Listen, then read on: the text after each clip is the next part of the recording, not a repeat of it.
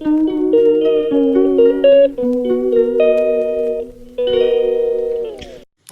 বন্ধুরা, সবাইকে ওয়েলকাম আমার টিয়া জয় ব্লগে। অনেক দিন পর টিয়া জয় ব্লগে একটা ব্লগ ভিডিও নিয়ে চলে আসলাম। তো এটা হলো সরস্বতী পুজোর ভিডিও, তোমরা দেখেই বুঝতে পারছো, কারণ আমি সরস্বতী পুজোর আরতি দিয়েই ব্লগটা শুরু করলাম। কারণ সকাল থেকে একদমই টাইম পাইনি ব্লগটা শুরু করার, তাই মন সোজা একদম আমার মামার বাড়ি পুজো হচ্ছিল, সেখানে চলে গেছি। যার জন্য এখান থেকে শুরু করলাম। তো দেখো মায়ের আরতি হচ্ছে আজকে, আবার আরও খুব স্পেশাল একটা দিন, কারণ বাবাই ফার্স্ট টাইম মানে প্রথমবার হাতে খড়ি দেবে।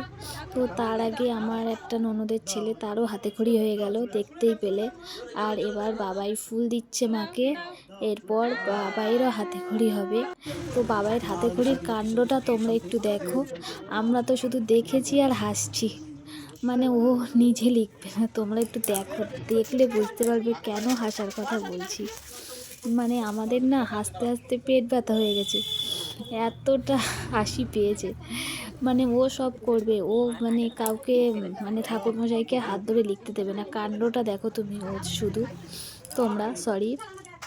তো দেখো ও নিজে লিখবে, ও ঠাকুরমশাইয়ের হাত ধরে লিখবে না, ও নিজে নিজে লিখবে, মানে নিজের হাতে করে নিজে দেবে।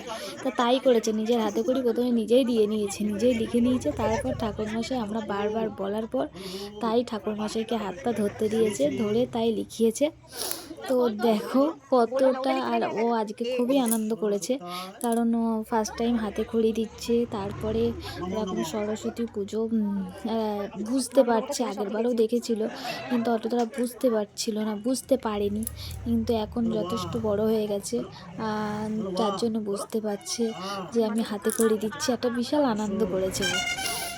তো দেখতেই পাচ্ছ আমাদের বাবাইয়ের হাতে খড়ির পর্ব চলছে। কত কি লিখেছে, আমি বলছি মুখে বলো, ও ঠাকুরমশাই বলছে বলো বলো, ও কোনো বলছে না, শুধু যেগুলো লাস্টের দিকে একটু অর্ধেক বললো। তা খুব মজা হলো, নিজে নিজে লিখলো। তো দেখতেই পাচ্ছ, তোমাদের কেমন লাগলো বলো। তারপরে পুজো হয়ে গেল, প্রসাদ দিয়েছে দুই ভাই মিলে। এই যে আমার ননদের ছেলে, ওরও আজকে হাতে খড়ি হয়েছে, দুজন মিলে প্রসাদ টোসাদ খেলো, দুজনে খেলা করলো। তারপরে ওর বাবা ওকে জুতো পরিয়ে দিচ্ছে, কারণ এবার বাড়ির দিকে যাব। এবারেও আমাদের বাড়িতে পুজোটা করা হয়নি, ওর হাতে করে ইচ্ছে ছিল বাড়ি করার, কিন্তু কি করব, বাড়িতে কাজ চলছিল মিস্ত্রি, যার জন্য আর হয়ে ওঠেনি।